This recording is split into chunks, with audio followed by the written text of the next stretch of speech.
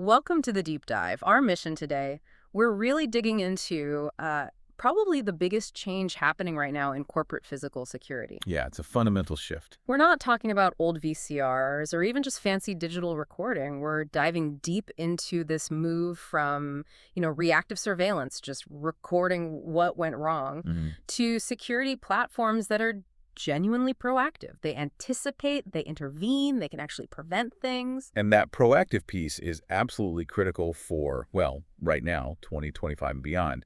The sources we looked at are really clear on this. Right. Whether you're dealing with intrusions, unauthorized access, even internal safety issues like workplace violence, companies need speed. They need real-time action. So AI comes into play. Definitely. AI-powered real-time measures.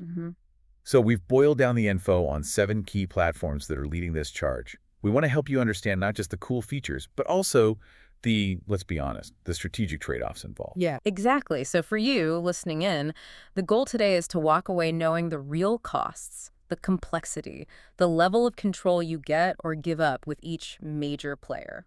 You need to know who the big names are and, crucially, what the sort of hidden catches might be. Okay, sounds good. Let's unpack this. Maybe start with the basic idea, this shift in thinking. Sure. I mean, if you think back even just 5, maybe 10 years ago, most security systems were basically expensive digital recorders. Yeah, Yeah. like a history log. Exactly. They were historians. Sure. They only told you what happened after the damage was done. This new paradigm is totally different. How so? Modern systems, they don't just sit there and record. They act more like active intelligence agents. They're designed to detect threats as they happen in real time. Okay. They trigger instant, very specific alerts, and they even enable live intervention. And the payoff isn't just like a faster phone call to security. Well, that's part of it. But it's also about resource allocation. Think about it. If the AI is doing the boring, repetitive monitoring, watching empty corridors all night. Right. Or checking if people are wearing safety gear, or if a car is parked where it shouldn't be. If the AI handles that, it frees up your human staff. So they can focus purely on responding to actual verified incidents, the things the AI flags as high risk. Precisely. You move your people from constant draining, monitoring to focused instant response. Yeah. That's the core change. Okay, that makes sense. Now, looking at the actual tech out there, one specific setup seems to be getting a lot of attention as maybe a benchmark for doing this at scale. That's the Avigilon and Axis combination. Yeah, the sources definitely highlight that pairing. It's seen as a kind of gold standard for blending really reliable hardware with that cloud-based AI intelligence. So what's the thinking there? Why those two specifically? Well, the idea is you take Axis. They've been leaders in camera hardware for decades, right? Known for amazing image quality, really rugged gear that lasts. Vandal resistant, weatherproof, all that stuff. Exactly. You take that proven hardware capability and you marry it seamlessly with Vision's specialized AI analytics, which run entirely in the cloud. So good pictures in, smart analysis out. That's the goal. High-quality data capture, feeding instant, actionable intelligence. And the AI features they talk about, things like magic search. That sounds almost like science fiction, finding video just by describing something. It is pretty powerful. Instead of scrubbing through hours of footage, you can type something like, "Show me the red pickup truck near the loading dock yesterday afternoon." Wow. Okay, that's useful for investigations, definitely. Huge time saver. And then for compliance, there's the AI inspector. This is about automating safety checks. Like what? Imagine automatically scanning a factory floor or a construction site. The AI can detect if workers are missing hard hats or safety vests, or if someone's, standing somewhere they shouldn't be near dangerous machinery. So it automates those routine safety audits? Yeah, a massive labor saver and potential risk reducer. But the feature that really feels like it defines this whole proactive idea, that's the live intervention part, using audio. Yes, exactly. This is where it gets really interesting. We're talking about using two-way audio through network speakers that are connected into the system. So if the AI sees someone climbing a fence at 2 a.m. The operator gets an instant alert, verifies it visually in seconds, and can immediately activate the speaker on site. And say what? Something direct, like Yeah. you are trespassing on private property and are being recorded, leave immediately. Ah. So you're not just alerting your own team, you're actively trying to deter the person right then and there. Or de-escalate, potentially. It moves the security system from being just a passive witness to being an active participant in managing the incident, often before your own personnel can even get there. That's a fundamental shift. It sounds incredibly effective, I have to say. But let me play devil's advocate for a second. Doesn't letting remote operators talk to people on site, potentially in tense situations, open up a huge can of worms? Liability-wise. That's a really important question. And yeah, the sources acknowledge that risk. It's absolutely not something you just hand over to anyone. It's managed through strict policies, very specific training protocols. This kind of live audio intervention is typically reserved for highly trained staff in specialized security operations centers, or SOCs. So it's a tool for careful de-escalation, not just yelling at people. Precisely. And for large organizations, especially those dealing with government contracts or sensitive data, things like compliance become critical. Right. AlphaVision's full compliance with TAA and NDAA is a big deal there. It avoids major procurement headaches. Plus, the fact that it's 100% cloud native is attractive. Meaning no big servers on site. Exactly. No NVRs, no DVRs taking up space and needing maintenance. The cameras basically just plug into the network and connect straight to the cloud platform. It simplifies deployment significantly. Okay, so we've used AlphaVision plus Access as sort of benchmark, right? High-end, proactive, cloud-based integration. But let's pivot now. Because not everyone's starting fresh. Exactly. Most companies have existing cameras, existing network infrastructure budgets, IT rules.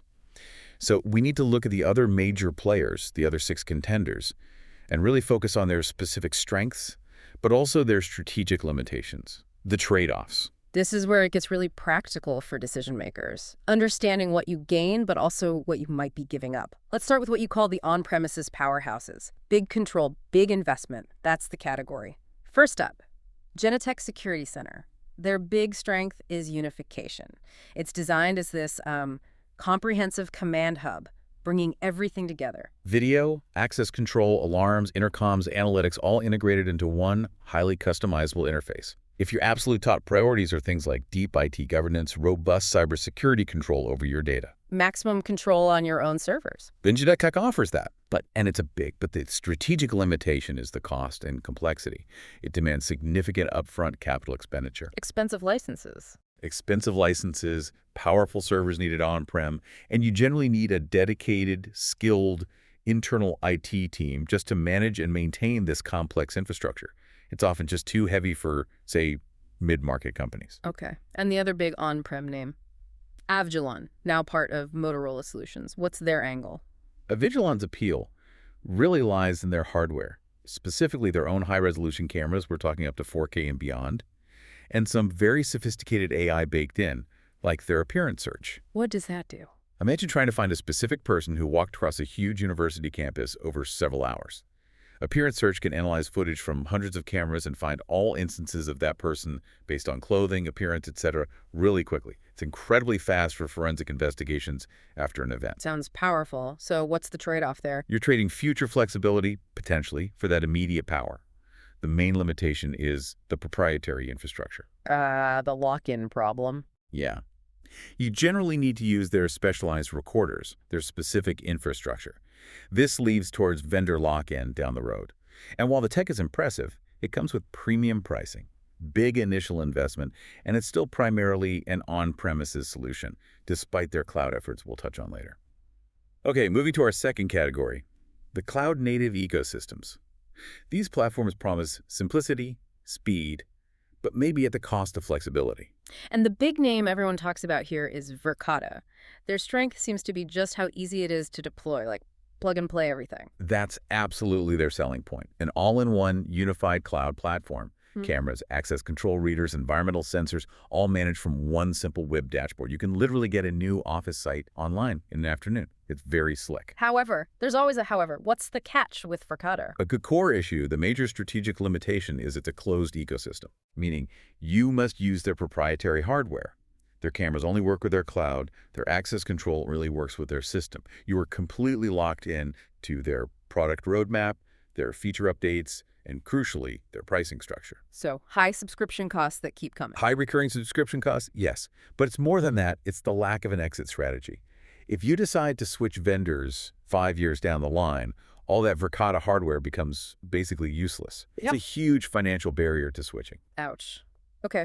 What about Rhombus systems? Also cloud native. Yes, Rhombus is also cloud native, integrating cameras, various IoT sensors, access control. They also emphasize compliance being NDAA, and TAA compliant is a key feature for them. And they have AI search too. They do. AI search by face, license plate, even clothing color. It offers a lot of the cloud convenience. So what's the limitation for Rhombus? Is it the same lock-in? Not quite the same level of hardware lock-in as Verkada. They offer more flexibility there. But they share the fundamental cloud trade-off. Heavy dependency on your internet connection. Ugh, right, if the internet goes down. If you have sites with poor or unreliable bandwidth, a purely cloud-dependent system becomes a potential liability. The connection is everything. And like many AI systems, especially newer ones, there's always the potential for false positives from the analytics in tricky lighting or weather conditions. You still need human verification. Okay, that makes sense. Let's wrap up with the third group you identified, flexibility and VMS focus. These sound like they're aimed at companies with lots of existing cameras they don't want to rip out. Precisely. This is where Eagle Eye Networks really shines. Their core strength is being a pure cloud video management system, or VMS, combined with pretty much unmatched camera flexibility. What do you mean by flexibility? They use a small on-site appliance, often called a bridge or gateway, that allows you to connect virtually any existing IP camera brand, Axis, Hanwha, Bosch, doesn't matter, into their cloud platform. Ah, so if you've acquired companies over the years or just have a mix of different camera brands across dozens or hundreds of sites? Eagle Eye is often the ideal solution. It lets you centralize the management and recording in the cloud without having to replace all that existing, potentially still functional, hardware investment. Okay, that sounds like a great way to modernize without starting from scratch. So what do you give up compared to, say, the Vision or Avigilon systems? You generally give up the most advanced, tightly integrated native analytics. Because they have to support such a wide variety of cameras, their built-in AI features might not be as specialized or performant as what you get in a more closed system designed end-to-end. And the internet dependency again? Absolutely. Performance hinges entirely on having reliable, high-bandwidth internet at every single location where you have cameras connected via their bridge. No connection, no recording to the cloud, no remote access. Got it. Finally, there's Avigilon Alta. Is this Avigilon trying to move away from their traditional on-prem model? Essentially, yes. Alta was formerly Ava Security, which Avigilon acquired. It's their cloud-first offering, marketed as plug-and-play, especially for organizations with multiple sites needing that central cloud management dashboard. So aiming for the simplicity of cloud. Exactly. It's Avigilon acknowledging the market demand for cloud simplicity and easier deployment. The trade-off, however, is the familiar one for cloud services. Recurring fees. Recurring subscription fees, yes. Over the long term, say 5 or 10 years, these ongoing operational expenses, the OpEx, can sometimes end up costing more than the initial capital expense, the CapEx, of a traditional on-prem system, even including maintenance. So you need to do the math on the total cost of ownership, definitely. And of course, like all cloud-first platforms, it shares that vulnerability. Heavy dependence on reliable, uninterrupted internet connectivity at each site. Okay, so if we try to pull all this together, synthesize these 7 platforms, what are the core strategic choices facing corporate security leaders in, say, 2025? It really seems to boil down to maybe 3 fundamental trade-offs you need to weigh. All right, let's hear them. What are the big forks in the road? Okay, first is definitely cloud dependency versus infrastructure control. This really shapes your costs and your IT team's workload. So OpEx versus CapEx, basically. Essentially, do you go for the rapid deployment, the lower upfront costs, the reduced IT burden, and the automatic updates of a pure cloud system like Vision, Verkada, or Alta? And in return, you accept the reliance on internet connectivity and those ongoing subscription fees. Or do you prioritize maximum control over your data, keeping it on your own servers, maybe for compliance or policy reasons? Yeah. That means systems like Genetec or traditional Avigilon, but you accept the large initial CapEx, the complex setup, and the ongoing internal maintenance burden. Okay, choice number 1, cloud reliance versus on-prem control. What's second? Second is about the hardware and the AI. Specialized AI versus hardware flexibility. This is about whether you prioritize cutting-edge, integrated features or protecting past investments. Meaning, do you buy into a system where the AI and hardware are tightly linked? Right. Do you choose platforms often built around specific, sometimes proprietary, hardware like Avigilon, Vision, or Verkada because their native AI analytics are potentially more powerful and deeply integrated? You accept some level of vendor lock-in for that performance. Or the alternative? Or do you prioritize openness? Stick with a flexible VMS like Eagle Eye Networks that lets you connect almost any camera, protecting your past hardware investments, but maybe sacrificing some of the most advanced, tightly integrated AI features found in more closed systems. Makes sense. Hardware lock-in for features, or flexibility with potentially less advanced native AI. And the third trade-off. And the third one, which I think is becoming a really key differentiator, is what we call the live deterrence factor. This is about the two-way audio thing. Exactly. Does the platform just tell your staff something is wrong, or can it actually do something about it in real time? Platforms that offer live intervention capabilities, using that two-way audio to actively deter or de-escalate. Like the Avigilon example. Right. That represents a truly proactive stance.